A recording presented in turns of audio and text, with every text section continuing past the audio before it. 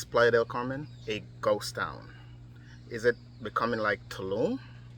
Depends on who you ask. Some might say it's slow season. Some might say it's because of the seaweed, the sargasso, and some might say it's about time for this to happen. Some might say it was about time for this to happen because the prices started to become too expensive here in Playa del Carmen. So let's get into it.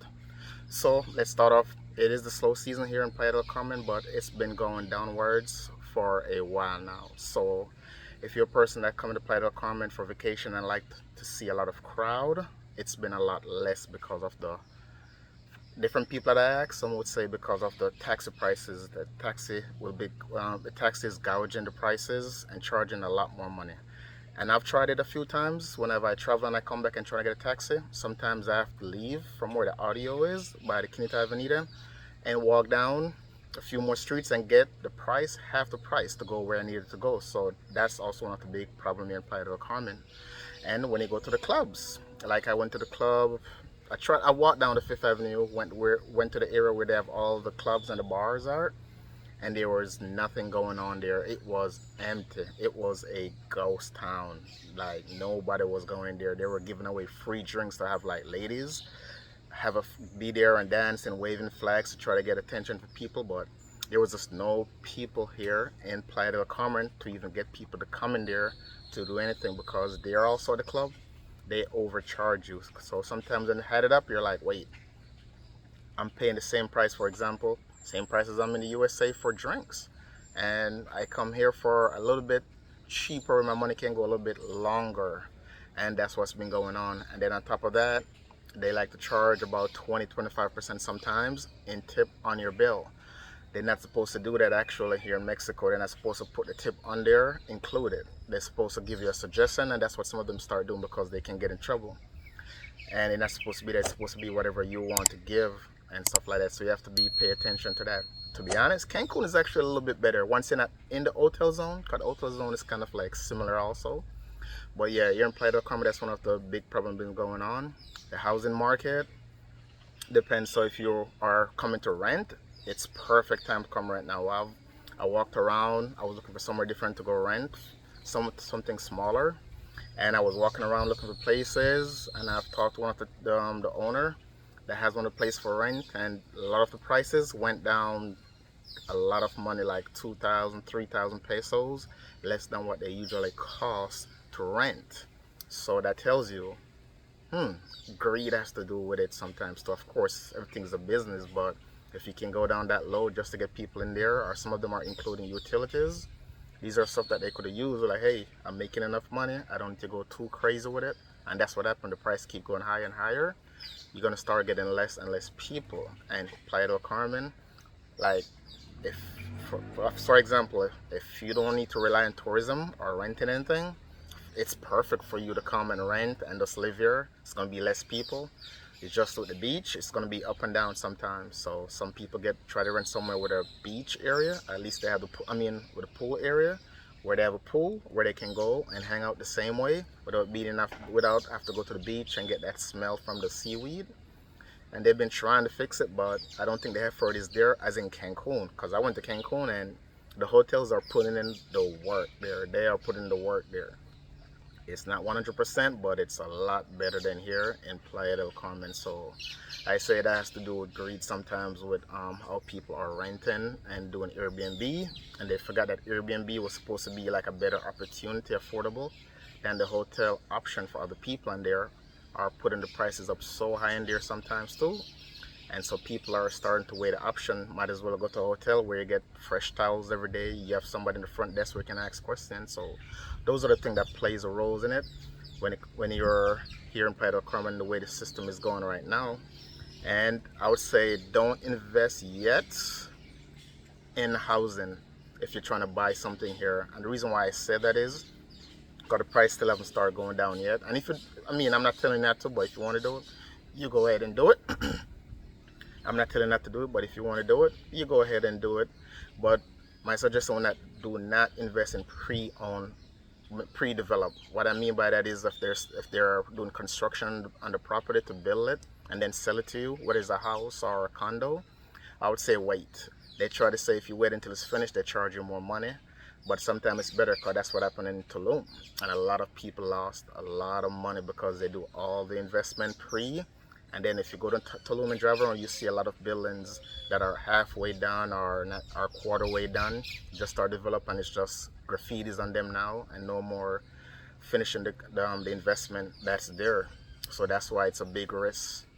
And also, no, you can buy here in Mexico, but the problem is you don't really technically own it. You still have all the rights to everything, but you're gonna go in like a deeds with the bank, and that's where everything is gonna go through with the bank, and you pay like a yearly fee. It's the different prices, but it's around, I say, 10 to 15,000 pesos a year. You pay for that through the bank. And the nightlife is also a part of it, as I said that earlier before.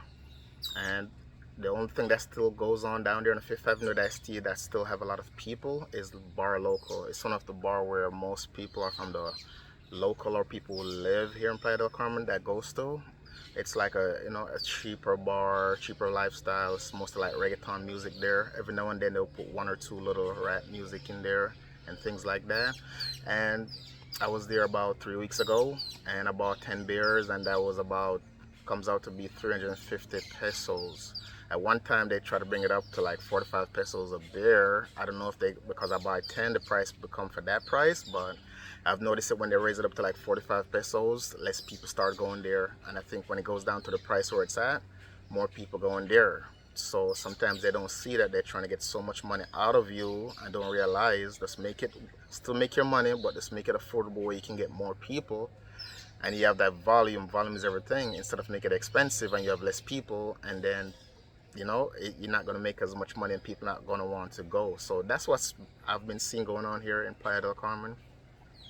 But if you're coming here and you just want to live here and don't care about the tourism or people coming or not, and honestly, it's still not a bad opportunity. Yes, some of the food are expensive, but if you're willing to go away from the Fifth Avenue, the beach club, and the tent, and go down to different places, you can get bargain food that is a lot better. Because here in the Playa del Carmen, you don't find a lot of people that are actually from Playa del Carmen.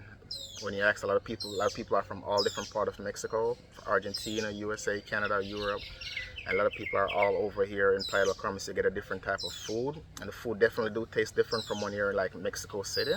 Or for example, when you're in Oaxaca, the foods are different like, in Mexico, but you can taste a different quality in the food. But some places here you do get some really good tasting food here in Playa del Carmen. So that is still here. Sometimes you just have to just get away from the tourist area and go down more way local and you get the food for a lot cheaper. Yes, because for example, when I was in Mexico City, average taco price I see there's around 15 pesos. Here, it's around 30 pesos for tacos, for one taco. Depends on where you go, most of the places. So, and stuff like that. Some of the groceries are a little bit more. So the best option would be to go to like the flea market and stuff like that, the tianguis, to go and where you can get a good bargain, where you can bring the prices down. So always try to bargain the prices down when you're there. But as you can see right now, the weather is beautiful behind me. Beautiful day today. It's a Saturday. You can hear nature. The weather is beautiful. It is calm. So I don't live on the close to the beach area. I live close to the mall, Plaza Las Americas. So I'm about 1 block away, and it's nice and quiet over here.